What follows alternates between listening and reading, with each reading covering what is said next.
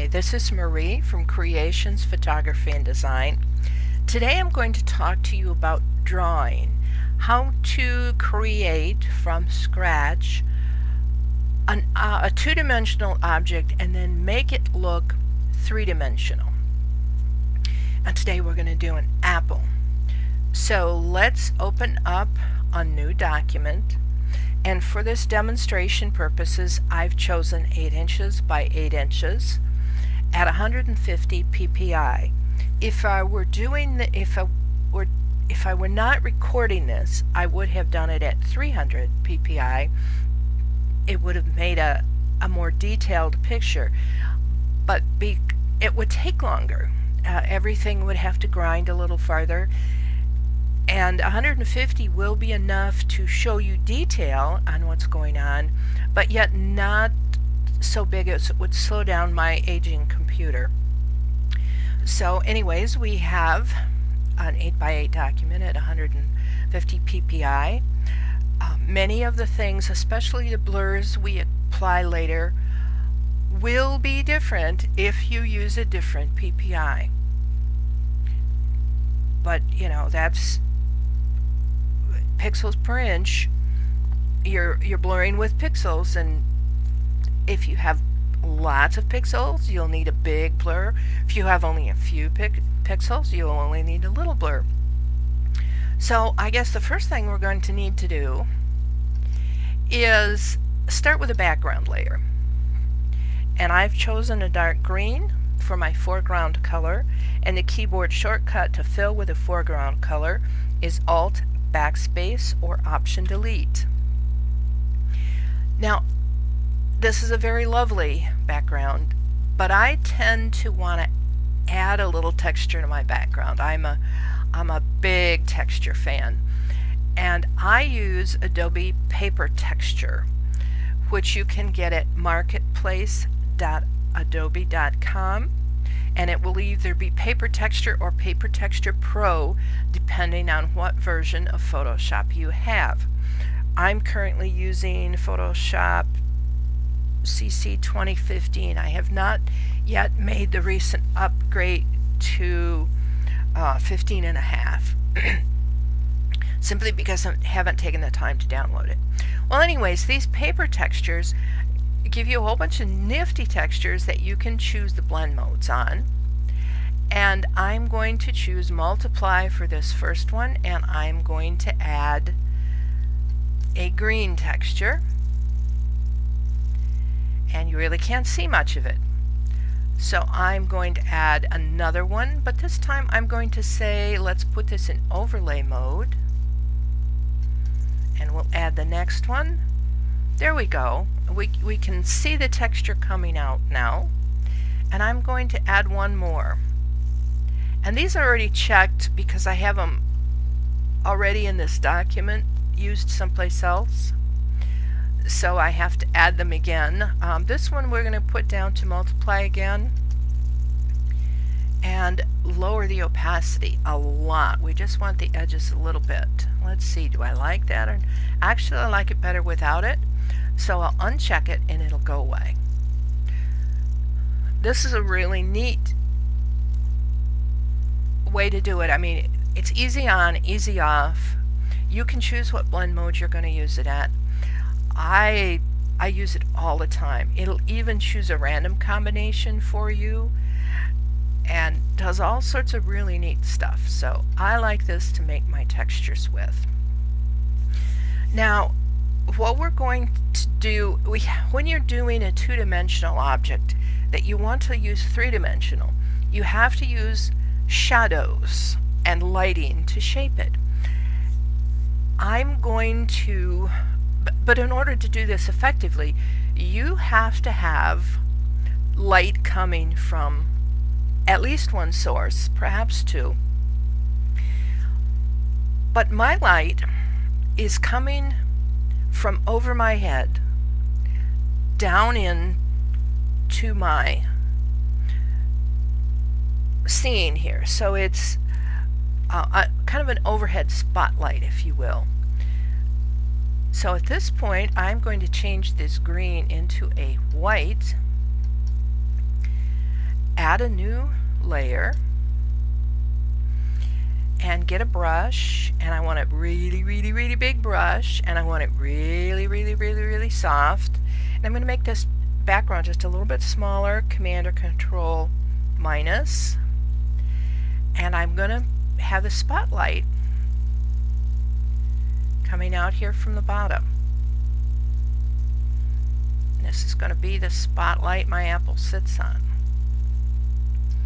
Well, that looks a little bit harsh, so let's try a blend mode, and I'm going to try soft light.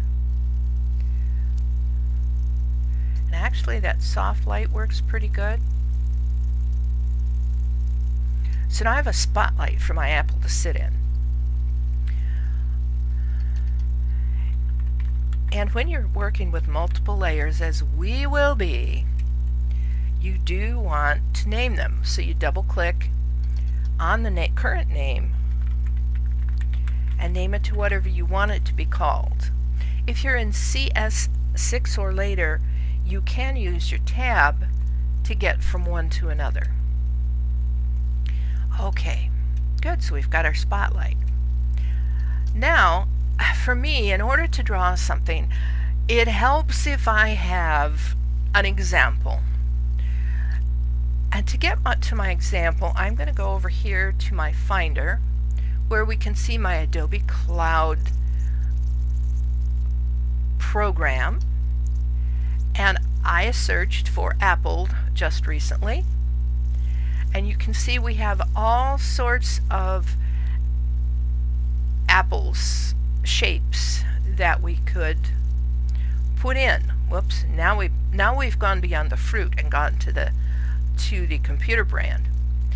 So basically all you have to do is pick one, and let's pick this one and hit the cloud button and it will download it. I'm going to put it into my library. I've got several folders I could put it in. Whoops, let's see here. I've got layers, styles, colors, brushes, models, print, but most of them go right into my library. And we're done, and we go over here to the library panel and double click it to open, and here we are, the apple is in. Just that quick. I like it when it happens that fast. So what I'm going to do is I'm going to make the background fit in the screen, Control or Command 0, and then I'm just going to drag this apple over in here. And I'm going to make it a little bit bigger and center it as much as I can. And there we go. So now we have an apple sitting in spotlight. I really ought to three-dimensionalize this. And you know, gosh, maybe I will. Maybe not. I'm going to add a new layer, and I'm going to fill that with red, and red at this moment happens to be my background color. So the keyboard shortcut to that is Command or Control, let's see, Command Delete or Control Backspace. Now you could go to Edit, Fill, and get the same thing, but I like to use the fewest mouse strokes that I can get away with. Now that we're done with the library, I'm going to double click on it to close it so we have more room for all these layers. So we have a nice red apple, but if you look at an apple closely, they have some textures, and we want to add that texture at this moment to this apple. And I'm going to cheat and use the easiest way I can with a pattern overlay. Now your pattern overlay generally remembers the pattern that you had on it last, or it'll open with the terrible bubble pattern. And bubbles, I haven't found a use for them yet. But what I'm looking through in my patterns here is a vertical pattern, because that's basically what the apple texture looks like. And I've found that this one called bark seems to give the best result. Now, if you don't have as many textures as I do, now some of these are custom made, you won't find, you'll have to do them yourself, but if you don't only have a few, here are all the ones that come with Adobe. And you can just choose any one of these to append to your actions. So, you know, if you don't have all the patterns, add them in. Okay, we can change the scale, how small or how big the pattern is. And I think I'm going to go with something around here, which is about 168, 170 for this particular use. You can, I do have the blend mode multiply, and I can change the opacity. I just want the merest hint of a pattern in there. So I don't want it very opaque, about, let's see, about 12 to 14% in this instance. But use your own eye and what you think looks good. We'll say OK. Now here's where we're going to use that apple shape that we came up with. But before we can do that, I want to make this into a smart object. I can right click and say convert to a smart object, or I could go to the filters and convert there. The reason I did that is because if I didn't make it a smart object, no matter how I transformed the red layer, the overlay, the pattern overlay would stay the same. But if I turn it into a smart object and now choose to transform it, and I'm going to hold down my Alt or my Command or Control key.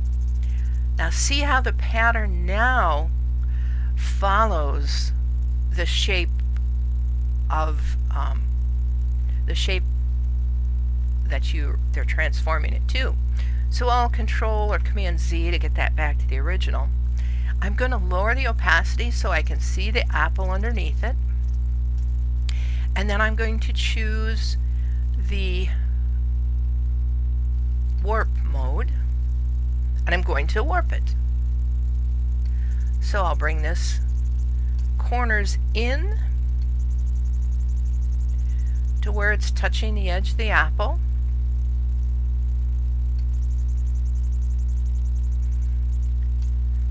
And yeah, the rest of it looks pretty bad. We'll fix that in a minute. This is just a starting point. Now you see we have handles that we can also continue the warp with, and we can bring these handles in to where the edge of our red apple is pretty much where you want it to be. So I can get around the edge of this. Now here, if I make this shorter, the bloop will be on the bottom. If I make it taller, the wide point will be at the top. So you can not only adjust in and out, you can adjust that curve up and down. Now,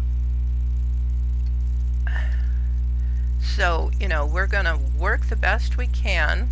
This one I'm going to shorten a whole lot, because if I don't, I think I'll have a sharp corner here that I don't want to see. Okay. Still not real keen on that. Alright, that looks pretty good. I know we haven't got the divots at the top and the bottom yet, but give us a chance. So let's go ahead and commit that by clicking the check. And now what we're going to do, now if that didn't work, oh my goodness, we could go back to transform and warp, and because it's a smart object, it remembers where it is, and we can come back and fix this up. Or you can not worry about it, but I wanted to show you the flexibility. You don't have to have it exact to the apple shape. The apple shape is just a suggestion. But if you aren't happy with the shape, you can go ahead with a smart object and change it, change it, change. Now the next thing we're going to do is go up to Filter, Liquify. And again, smart objects can be liquefied as many times as you need. Now yours may look like this. What you want to do is show the backdrop. So now I can see, because we have the transparency and because we can see the background, we know where we need to go. So we'll get our forward warp tool, and I need this to be a bit bigger, and I'm going to pull down this center section. And now from here on I want it a little smaller, so I'm using the left bracket key to make it smaller. And of course the right back bracket key will make that bigger. So we'll start big and bring it up part way, and then we'll make it a little bit smaller and a little bit smaller until we have our divots in the apples. Now you notice I'm not going as far as the apple shape that we picked out. I think that's a bit extreme and stylized. I want mine to look a little more realistic. But the neat thing about this show backdrop is if you look, you can see here where your line used to be. You can see where it is now, and you can see the shape underneath. So before you even say okay, you know how the warp is going to fit on that page. Boom. So let's put the opacity back up. There we go. Kind of neat. I still want, though, the pattern is too vertical for me.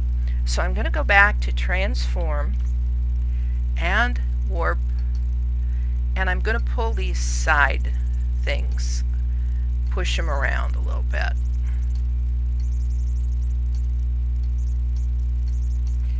And I'll pull in here just a tad, and in here just a tad. And then I'm going to say OK. Now while we were doing that, it took off our Liquify. And now our Liquify doesn't quite look right. So let's double click Liquify. And we can bring this back down so the sides match again, or up, or whatever we need to do.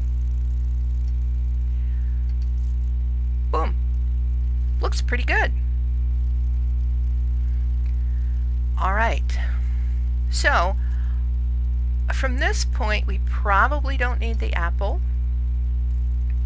that we downloaded to help us get our shape. We're pretty good. Now the first thing I'm going to do is put in a gradient overlay.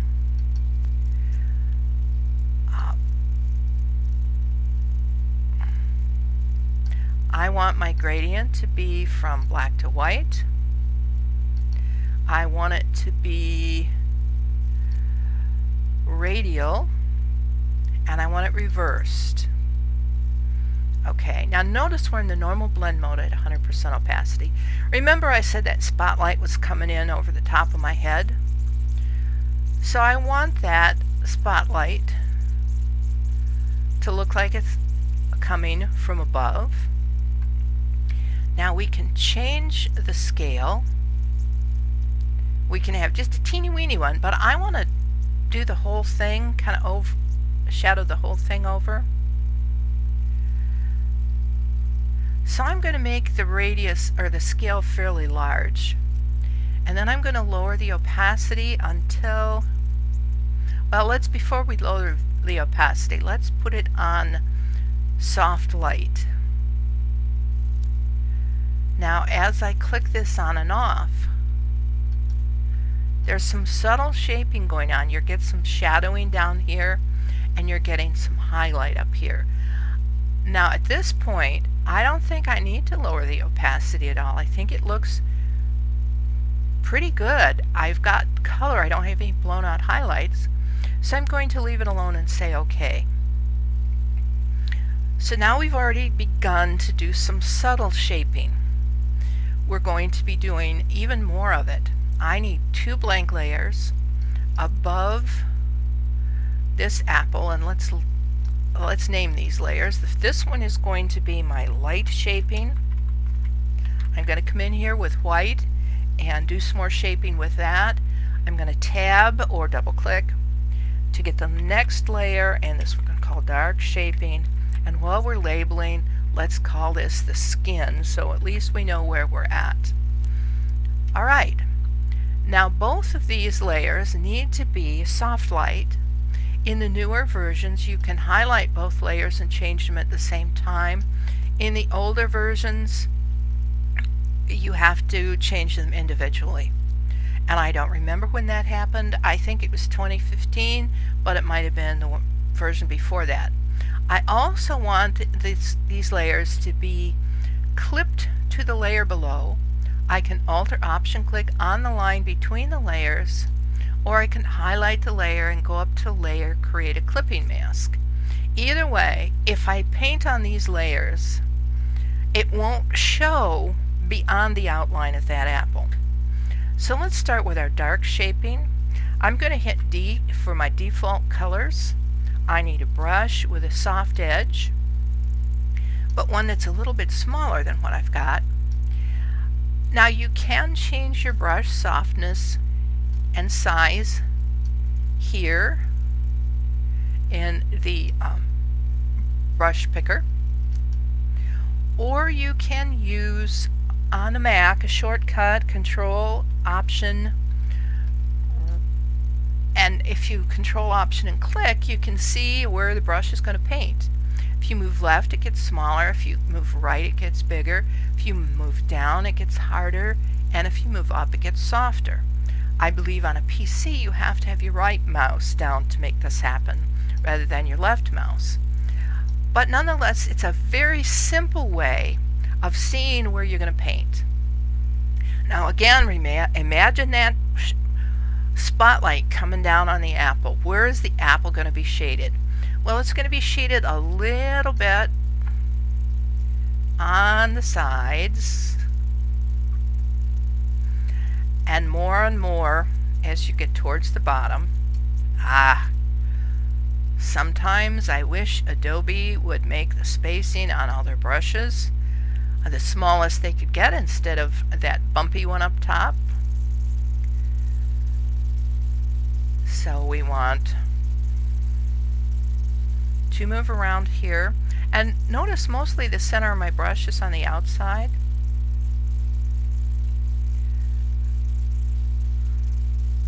Okay, and yeah, I'm going to take an eraser here, and I have a soft eraser, and I jiggle a little bit. I want this to be a little bit rounder. There.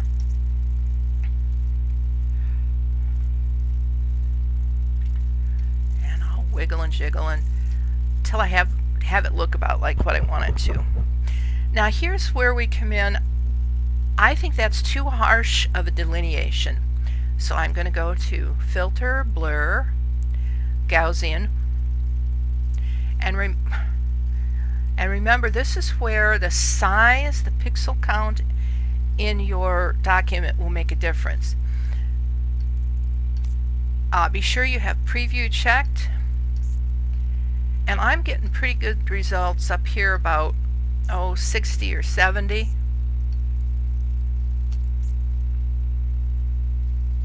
30 is not quite enough.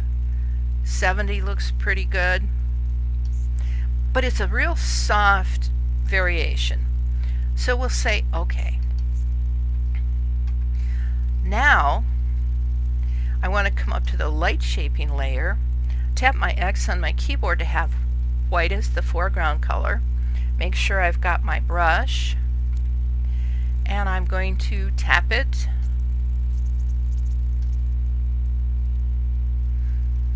with the light shining down on it. Again, we're going to use that same blur, and because we just did it, our top choice is the Gaussian blur that we just did. Really cool. But I think we've lost detail in the center, so let's lower that opacity. And I'm also going to come down here at the dark shaping and lower the opacity on that just a little bit. So here we go. We turn off the gradient overlay and we turn off the two shaping layers, and it's amazing how we can really get that to look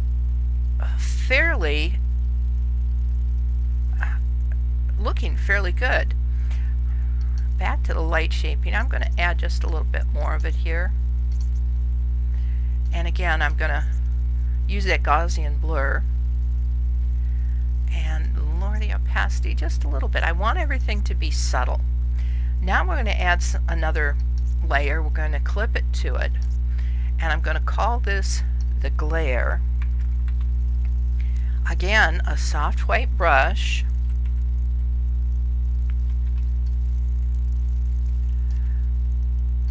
But regular mode. Let's do our same Gaussian blur. Nah, I didn't like that one, so I'll Control Z to undo. And we'll look at the blur and we'll have maybe less of a blur. Maybe that. Now here I'm going to try two different blend modes. I'm going to try screen. I'm going to try overlay. And I guess screen may be more what I want, and I'm going to lower that opacity. Maybe I want that normal. So anyways, we've got a little glare. And again, it's what looks good to you, what you think works. Alright, so this looks pretty good. I am going to go to the skin again though. And I'm going to, I think the edges are a bit sharp. So I'm going to go to the skin layer. I'm going to go to filter, blur, Gaussian. I could go with blur gallery, but I want to leave this so anybody could do it. Well, you see, this is way too much blur. I'm looking at something maybe around 1. Let's see the boy, even 1 might be a bit much. Let's try 0.5 here.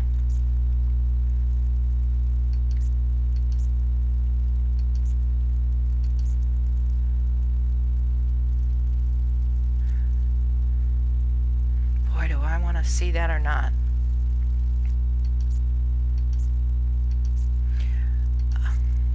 We'll leave it on there. And if you think it takes too much off of the texture sharpness, you can go in here in this layer mask that's added and paint with black. But I think it looks pretty good because that texture would be a little blurry to begin with. Alright, so now we've got all this done here. Let's go click on the top layer. And we need to add a stem. So we'll add a new layer here. And I'm going to go to my custom shape tool. And if you can't see the star, you'll have to right click and choose it. Now, if we look at all our shapes, we're going to look at something that might be apple stem shaped. And we look through all of these. And I have all the shapes loaded. Again, click the gear and choose all. I also have some that I've purchased that you won't see, these things, fancy things down here, but the rest of them are all Photoshop. But this thing to me, I don't know what it's called, Artistic 9, looks like it might be a pretty good stem. And I want this to come in as a shape, but I want it to be in a brown. So let's look at a nice,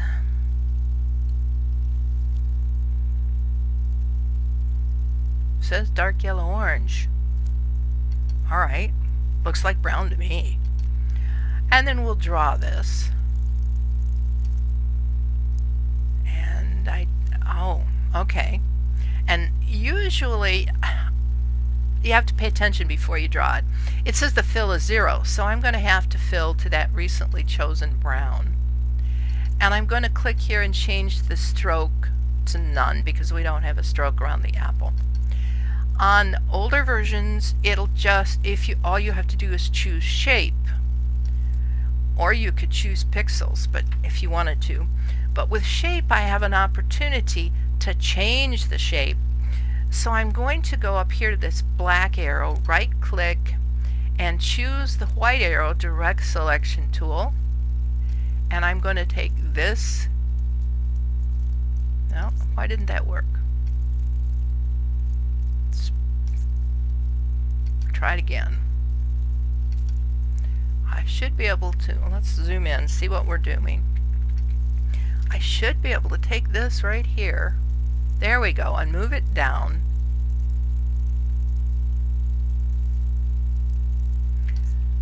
More like this. Maybe that's a little too much. Apparently I wasn't right on the little square. Alright, and then we'll just hit enter or return. And zoom back out, Command or Control 0 to show the whole thing. Well, you see there's a little bit of a problem here. It's the wrong orientation. Well, Command or Control T lets us switch that right around. And you know it's a little on the big side, so I'm going to hold the Shift key down so it won't change its proportions of the shape. I'm going to hold down the Alt or the Option key so it'll come in from the center. And that looks like a much more reasonable stem than what we had before.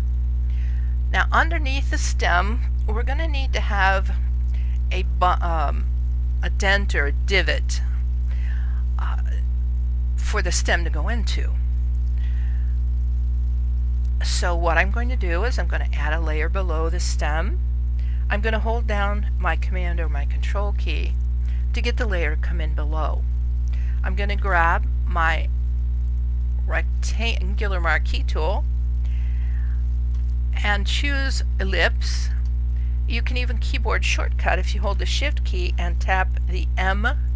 You can change it from ellipse to rectangular without any problem. So I'm going to draw an ellipse out here, and I want it to be a fairly fat ellipse. And as long as we still have some of the move tools available, or the marquee tool available, I can move this around. This looks pretty good.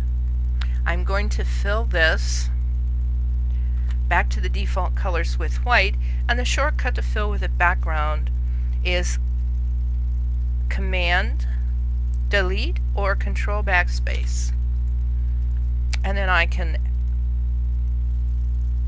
Control D to get rid of the selection, and I'm going to move this around as close to the top as I can make it. Alright, now I need a layer above that, a blank layer above it, new layer. I need the layer constrained or clipped to the layer below.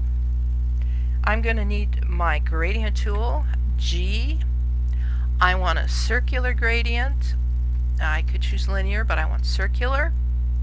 And I want it black to transparent.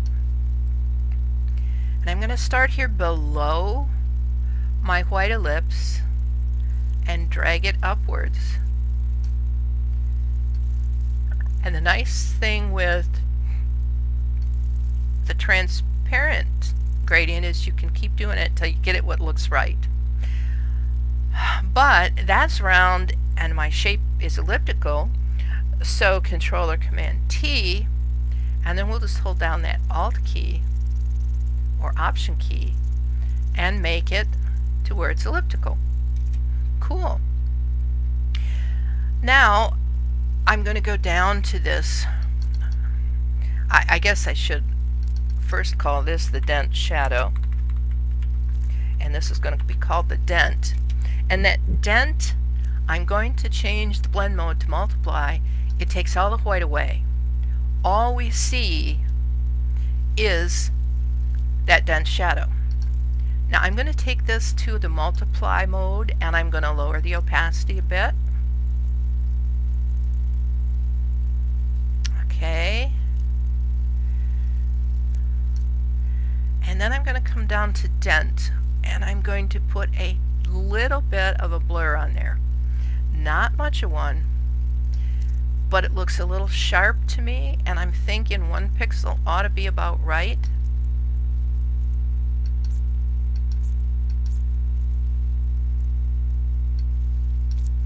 There we go. Maybe 2. Okay. And then we'll go back up to our stem, and I'm going to add a layer mask here, and I'm going to zoom in. I'm holding the Z key down. I'm going to click and drag to the right, and I'm going to have my brush, and it's going to be a mostly hard edge brush. 97, 98, make it a little smaller. And I'm going to paint in black.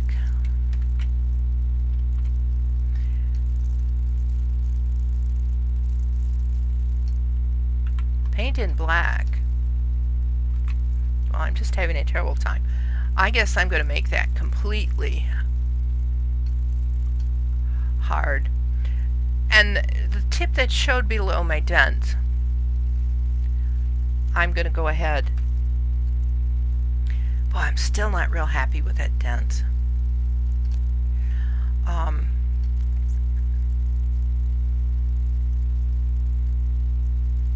don't know if it's opacity. Let's see what happens if I color burn or linear burn. Linear burn maybe. Might look a little better.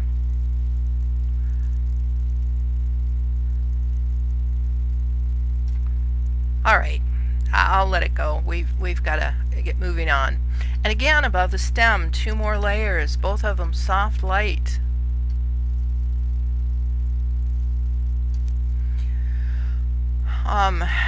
Light shadow, or light shape, and dark shape. Okay.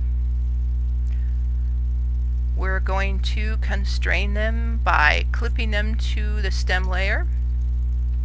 Zoom in, black soft brush along down both sides. And quite often I'll make my brush small enough that I can take this across in the center, and that's in preference, just to get that. The cross in the center, right? Whoops. I'm having a terrible time. Maybe I should come from the other direction. Or make it smaller. So I can take this cross and put it right on the edge. And I usually can trace pretty well that way. I'm just having a terrible time. Alright.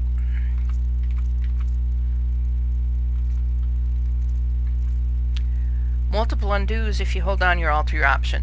I'm going to tap the R key and spin this. Because I can't go that direction. Grab my B brush again. And see if I can't be a little more precise.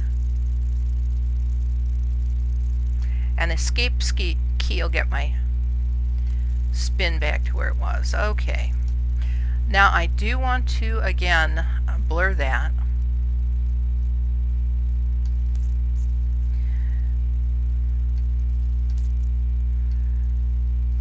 That looks pretty good.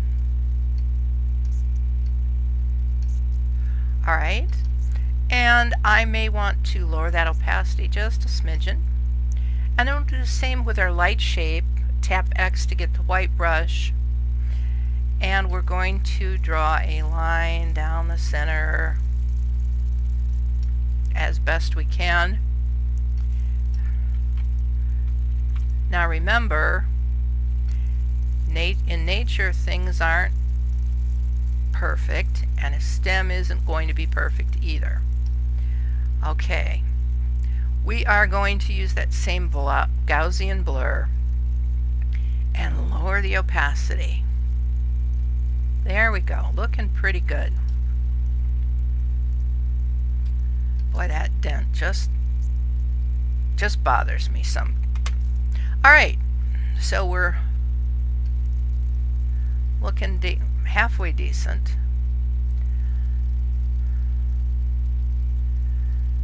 Now we need to concern ourselves with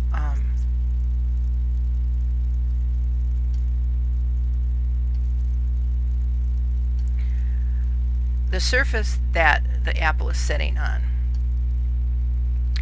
Now there's two types of shadows that we'll see will be a ground shadow and a cast shadow. The ground shadow, basically, even if there's very little light, you just need a ground shadow. So things will sit on the surface. So I'm going to tap the X key to get my black in the foreground color, and I'm going to make these layers below the skin, and I'm going to again click the skin layer, hold my Command or Control to make the new layer underneath, but I want the shape of the apple, so I'm going to Command or Control click on the icon of the apple to get that shape. I am going to grab any selection tool and I'm going to move that shape down just a little bit so that there's a little space between the apple and the marching ants. I'm going to take that black brush, make it a little bit bigger, and I'm just going to draw along the bottom. That's it. I can Control D to deselect. I'm going to give this a small blur. That's all we do today is run in and give Gaussian blurs, right? Gosh, 5 looks pretty good right where it is. So we'll say okay. I'm going to make this into the blend mode, multiply. I'm going to lower the opacity a bit. And then with my V, I tap V for move key, I'm going to use my arrow keys to nudge that around just a teeny bit. And now it looks more like this is sitting on a surface. Okay, now let's go to shadow here. And I'm going to do the lazy woman's way. We're going to hit the FX button and choose drop shadow. And it is multiply. I'm going to put it at 100% opacity at the moment, but I'm going to set the distance and the angle. I'm going to uncheck global light, the distance and the angle, by clicking on the shadow in the document. I'm going to add some size to make the edges blurrier. I'm going to blur them quite a bit and say OK. Well, that didn't really help because that makes the apple look like it's flat hovering above this green background. But if I Command or if I Control click on the shadow, and I only want drop shadow checked, cancel.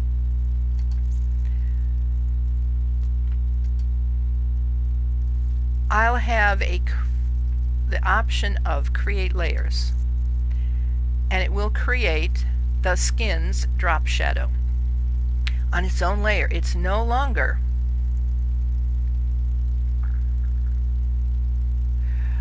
on its own. It's no longer on here, and you'll also see that the skin's gradient fill went up to its own layer. Had I waited to put the gradient fill on, I could have taken the shadow off, but it doesn't matter, it's still all there. And now I can make sure that the drop shadow layer is highlighted. Command or Control T and transform that. I'm going to squash that down.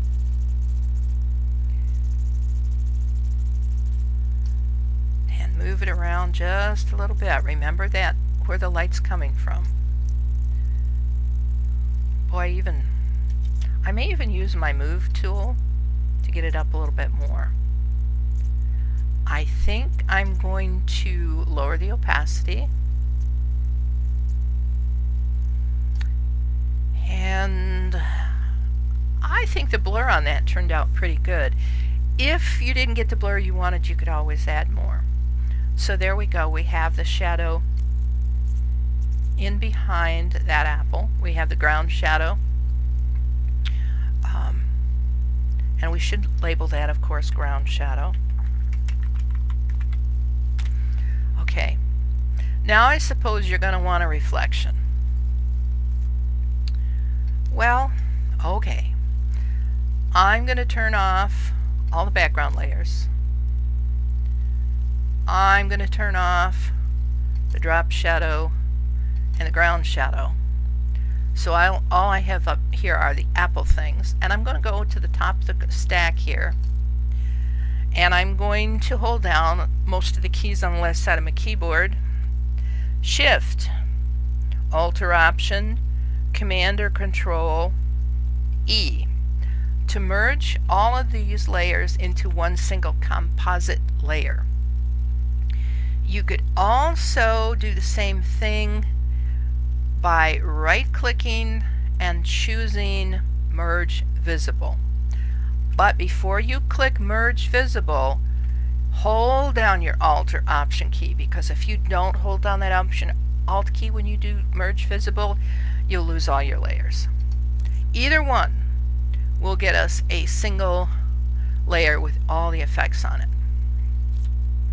So I'm going to bring this layer down underneath here, underneath ground shadow, just above the background layers. I'm going to turn on the shadows. I'm going to turn on the background layers. Okay, and now this layer I'm going to call reflection. Now you don't have to put a reflection. Not all surfaces are shiny. But as long as we're messing around, we might as well see how it's done. I'm going to Command or Control T. I am going to move this center box right down to the bottom of the box. That's the pivot point, and I'm going to say flip vertical. And sure enough, we have a flip vertical right here. I'm going to go ahead and commit the transformation. I'm going to hold the Shift key and move it up slightly. And let's see, to make life easier on me, I'm going to put all the apple in the same folder. So I'm going to start with this ground shadow. I'm going to click on that, and I'm going to shift click on the very top apple layer here, and then shift click on the folder icon to make it into a group, and we're going to call this apple. Now I want to move this closer to the top of the screen, so I'm going to have the apple and it's highlighted. Then I'm going to shift click on the reflection and move them both up just a little bit. And now on the reflection, I'm going to add a layer mask. I'm going to grab my gradient tool, and you can either go from black to clear or black to white, doesn't matter, but I do want a linear gradient this time. And I'm going to start at the bottom, hold down my Shift key, so I'm going straight up. Well, let's see, maybe I should start a little below that and go a little higher.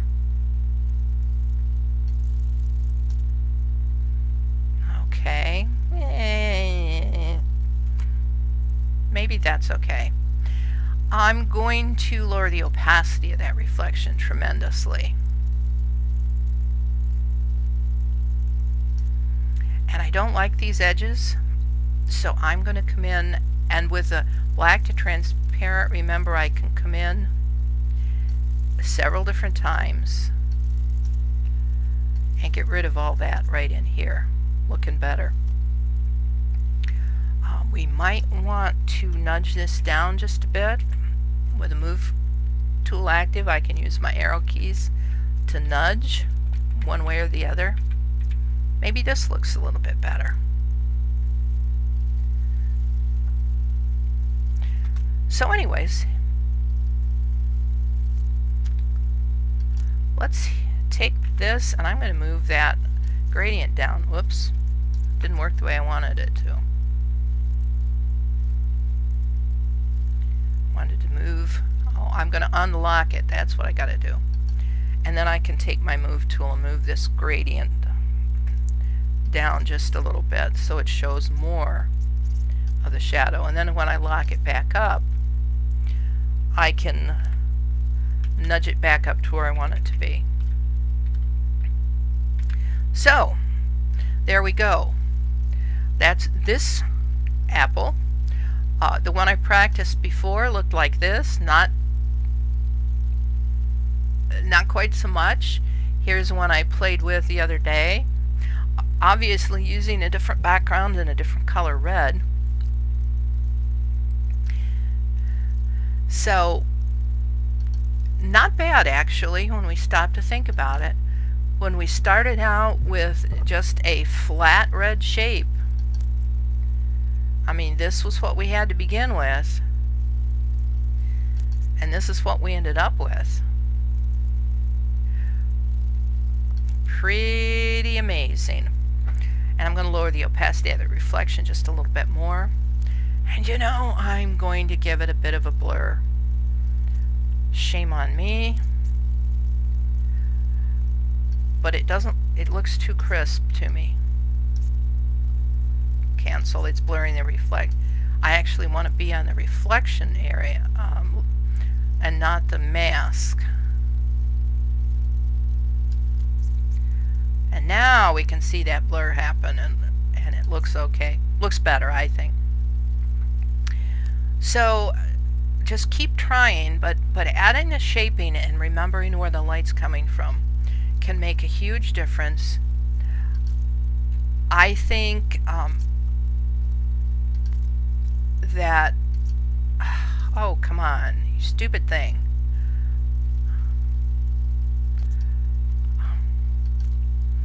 I want this layer and this layer both selected. There we go. So I can move them back down. Drat, drat, drat. Anyways, you've had a little bit of idea on how to do that, and you can find more of my tutorials on the YouTube channel Creations, Photography and Design, CREEATIONS. And also you can look for some of my stuff on Vimeo. Have a great day and thank you very much.